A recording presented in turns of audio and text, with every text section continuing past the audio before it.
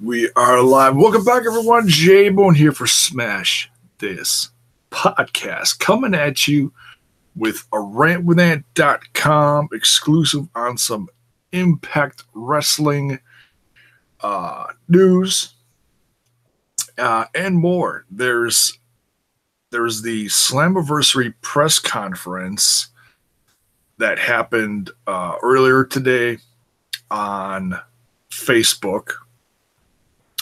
Now, it's a little strange that they did it now, but I get it why they did it now.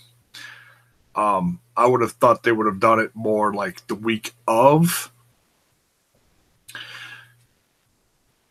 But nonetheless, we got a lot of interesting tidbits coming out of this press conference about Impact Wrestling's Slammiversary. We've got matches set. We've got returns set. And we got what I think is a huge reveal from Impact Wrestling's champ on a couple things. He said some very interesting things during this press conference, but I'm going to break it down all right here. Number one, let's talk about the matches that are going to main event, or what I'm assuming are going to main event this Slammiversary 16th anniversary of Slammiversary. We're going to have champion Austin Aries versus Moose. That is wild.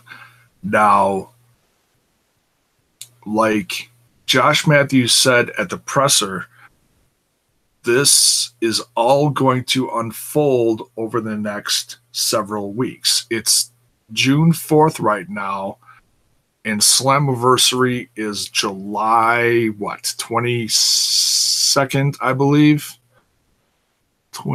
Yeah, so we've got about 2 months away, just under 2 months away from this event. So, 7 weeks of TV leading up to this, and to watch it all unfold is going to be wild. We're also going to get a Knockouts Championship match between Su Yung versus Madison Rayne. Now, that surprised me even more. Well, it shouldn't, but it did. Just from what happened at Under Pressure with Madison Rayne's win over Tessa Blanchard, that shocked me. That was, I would say, the upset of the evening. And I talked a little bit about that when I reviewed it last week. By the way, all that stuff is on the channel. If you care to go check it out, plenty more content where this came from. Dropped that. Also dropped news on one of the hottest free agents in pro wrestling today, Phoenix. Go check out that one too. There weren't too many people on hand for this. There was the champion. There was who is apparently the number one contender, Moose. Madison Rayne was there, along with the Knockouts, I guess you could say GM or Booker. You know, the girl working behind the scenes, Gail Kim, was there. So it was nice to see her there. Along with some of the head people of Impact, the VPs, and along with Ed Normholm. So some key figures in Impact, and it's a very proud day for them. You know, there's a lot of things coming together. The wrestling world is changing by the day, folks. And trying to keep up with it sometimes is difficult, but there's There's always something new, somebody popping up somewhere, somebody doing something. And this year has just been crazy, a crazy example of how big the wrestling world is getting. Um, let's talk about some comebacks. It was revealed at the press conference that Johnny Impact is going to be returning at Slammiversary. And it sounds like he's got some big goals when he comes back. First and foremost, I want to say congratulations to Johnny Impact, aka Mundo, Morrison, all of the above, on getting married this past weekend to Taya. They've been together for a while now, and saw all the pictures over the course of the weekend, the groomsmen, some of the reception photos, a couple wedding photos. Congrats. You know, we focus way too much on hate in this world and all the wrong things, and we don't focus enough on love. So I just wanted to take a second and celebrate your union, your wedding.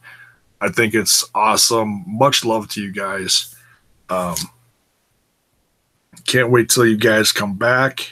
I hope you guys, take some time for yourselves. Enjoy this. Have a nice, honeymoon. And of course, always, you got to get back to work and hit the ring.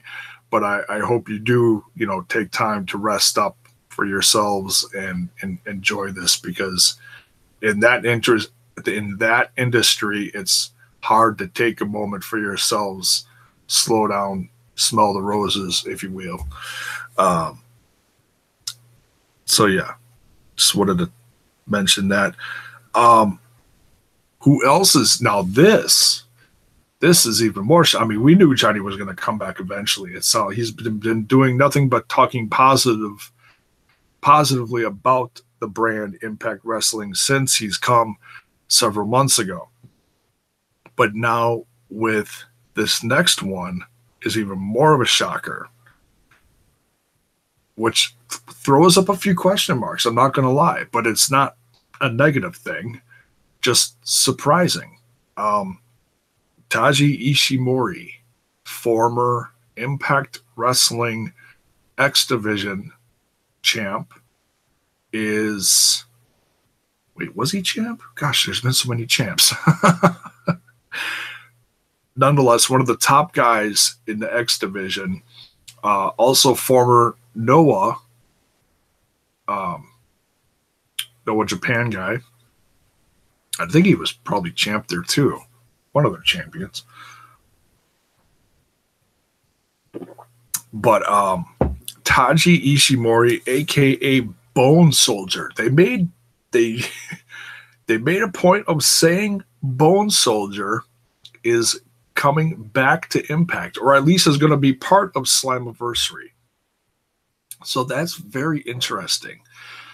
I'm trying not to think too much into that, but just the fact that he was in Noah, and then there's the thing between Noah and Impact Wrestling, and now he went to New Japan. He's doing the whole Super Juniors Cup thing, and now in less than a couple months, he's going to be back at Slammiversary. So, and it sounds like he is going to be the Bone Soldier there. That makes me wonder. And like I said, I'm trying not to think too much into this. It's fun to speculate on some of this stuff, but I'm not making this like, oh, well, that just shows that it's confirmed that there's something between Impact and New Japan. No, I am not saying that. I am not saying that. I can guarantee you within 24 to 48 hours, there are going to be people out there saying that. And there's so much stuff that is called actual news that's not actual news. it's all speculation, and it's getting passed off at news. And I had a conversation with a friend last night about that, and it's like there's way too much of it. There's way too much of it, and like 10% of the news out there is actual real news. So, but this is just interesting. So I'm just throwing this out there. Is it because he is a free agent? Or is there something between Impact and New Japan? You know, I don't know. I'm just throwing it out there. Speculation, not confirmed. We'll have to wait and see. You know, I'm sure some news will come out about it soon, but we'll see. And it's not like he just went to New Japan and is part of the new the Juniors Cup thing. He is, or what is it called? The Best of Super Juniors? I think that's what they call it. He actually became part of the Bullet Club, which is even bigger, considering they're one of the top stables throughout wrestling right now. So we'll see. Like I said, I'm not putting too much into it. It's going to be cool to see him back at Slammiversary because he is so good. So there's that. There was some talk back and forth between the champ, Austin Aries, and Moose. It was short and sweet, but it was okay. What was funny was Moose talking about what he's going to do with those bananas to Aries. You know, he didn't say specifically, but you can guess. It's going to be ugly. I wouldn't want a guy as big as Moose telling me where he's going to start shoving bananas. That would absolutely terrify me. No, my body is not ready for that. No. So, Madison Rayne was there live talking about her rivalry and match coming up at Slammiversary with Su Yung. I can't wait to see how that unfolds on TV.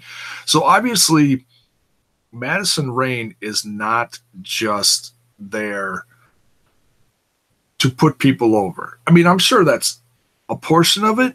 You would think, a veteran like that coming back, oh, she's just helping the next generation. Well, she's not just doing that because she's headlining their biggest event. So we'll see. I mean, it certainly is going to be a notch in the belt for Su Yung if she can put her away. But it's also going to be a notch in the belt if someone like Madison Rayne can put away a big up-and-comer like Su Yung. So either way, it's big. So we'll have to see. The video package that played behind Madison Rayne was very entertaining. Su Yung coming out of the coffin and saying it's my time, something to that effect. Creepy, and then slammed it shut and was screaming or writhing or whatever. So the look on Josh Matthews' face was like, that was funny. What else? Oh, a big thing about the championships. Austin Aries bringing out the Grand Championship and his newly regained Impact World Champion or Global Champ. What are they calling it? I don't know. I always forget what they're calling the Impact Championship. We'll just say that. He announced that he is merging the two and that he is the final Grand Champion, which we kind of saw this coming. It's not a real big surprise. At least they did put the finishing touches on it. They didn't just brush it under the carpet. They did say what they're doing with it. They didn't just take it off TV and, oh, well, what happened to it? They did put the kibosh on it. But it was cool how they did it. They had him merge the championship. It also represented, I think, the final notch in putting the old regime to rest. It was a championship that was made while, and this is nothing against, oh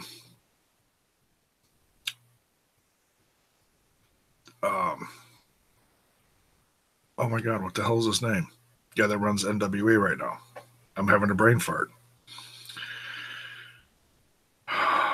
Mr. Smashing Pumpkins. It's completely slipping me. Anyways, when he was running Impact for a cup of coffee, came in with the Grand Championship, tried to, reshape the company in his image, which, like I said, nothing wrong with that. He tried. There were too many cogs in the wheel working against him. But now this completely puts that old chapter of TNA to bed. And so that's, and that's good. That's fine. I'm fine with that. I was happy with the changes that they made as far as trying to just make it an actual championship and not make weird stipulations during the match, as in the 3-minute rounds or whatever it was. I wasn't okay with that. It's almost like watching a 3-hour Raw where you get 3 minutes of wrestling and then 5 minutes of commercials over the course of a 15-minute match that just completely destroys the momentum. Perfect example. So,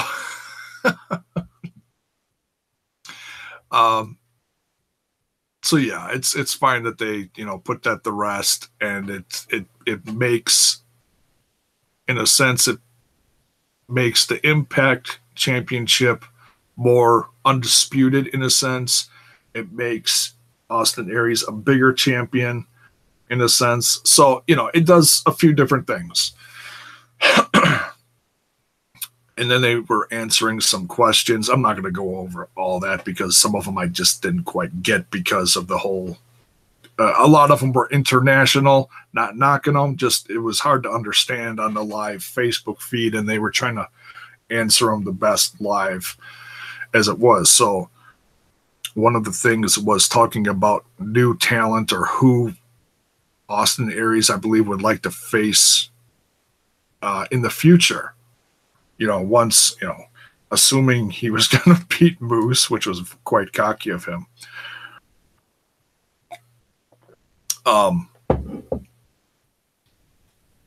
And he brought up the fact, he brought up a new name to the company that was, I don't know if he was supposed to talk about this. It's something I've been talking a lot about in my Impact reviews lately. The infamous attacker who's been leaving his calling cards on people, the X with the cross. And it looks like I was right. And I'm not going to sit here and brag and say, I told you so. I'm not. Don't take it as that. But it sounds like it is Kevin Kross. And I was a little upset at first when I heard him say that, because it just put 2 and 2 together, and it's like, oh, well, then that's the guy. They're not just going to bring him in for shits and giggles. No, that's the guy. And I have not heard any spoilers as far as the tapings that just happened up in Canada, as far as if he showed up or if it was just if it was just a reveal as in a video package. I have no idea, so I'm not going to dispense any of that because I don't know. And I don't want to know. I didn't want to know this, but he put it out there. So it's like, well, now it's public knowledge. Kevin Kross is part of Impact Wrestling. And part of me, because I am a big Kevin Kross fan was just like, oh, I'm going to tweet him immediately. And then I'm like, God, I'm going to pause on that. Because I don't even know if he knows that it was leaked from Aries. So, like I said, I'm excited that we know, but I didn't want to find out like this. So I'm trying to contain my excitement right now. That's the simplest way I can put that, is that we have the reveal. We know who it is. I'll get more excited as it unfolds on TV, because how they've been doing it has been great. It's been one of the things that they have not been able to leak, because there has been nothing besides the attacks, besides the calling cards, if you will. There has been nothing else. Just the Slayer music, like the Slayer like music in the background. All of a sudden, oh, there's someone here and attacked. Quick, go get someone. Oh, there's a calling card again. And it's all backstage stuff. None of it was done in the ring. Like, oh, somebody was just talking in the ring, lights out. Oh, and he's down. Who did it? They didn't even do it. I mean, they could have done it that way. They didn't. So how Impact Wrestling played this all out, minus the reveal today, thanks to Aries. It's almost like Goldust revealing that Han Solo was killed in the last movie. It was like, I read that on Twitter. I was like, you asshole. Was he joking? And then I went to go see it, and sure enough, it was true. They killed Han. I'm still not over that. I'm still pissed off. I'm old school. Killed by Han Solo. Sons of bitches.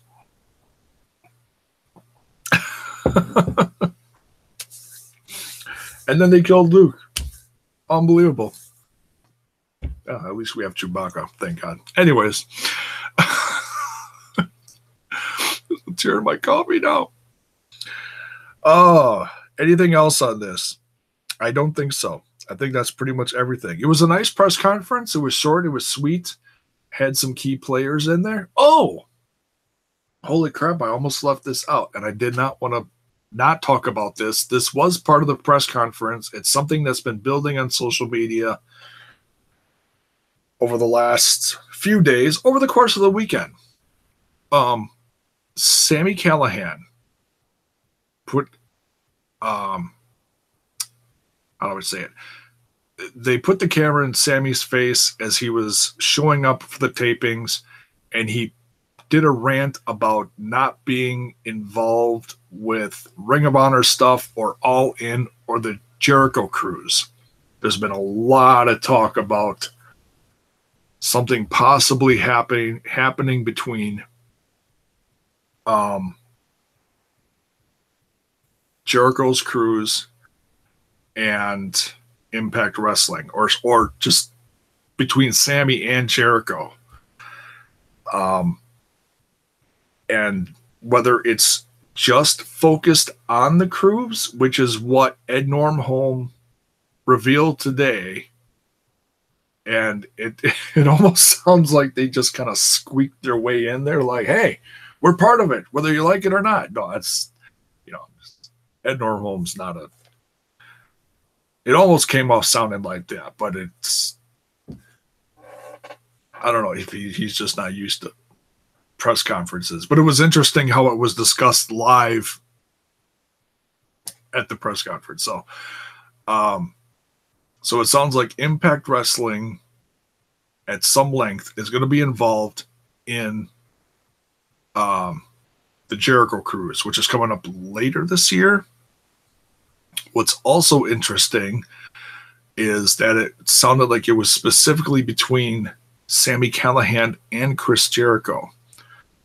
So, like I said, whether this stays at the Jericho Cruise level or if it's going to expand to Impact Wrestling is going to be very interesting. This, between last year and this year, it's getting crazier as far as big free agents just showing up wherever. Folks, I would not be surprised if somehow, some way, we get Jericho involved in a match, maybe not specifically just part of the roster as far as signing him, but to be a part of, say, maybe Slammiversary or something soon after that. I don't think they want to, blow everything at once as far as surprises and all that kind of stuff. But it sounds like something may be in the works. And I hope it does. Chris Jericho is great.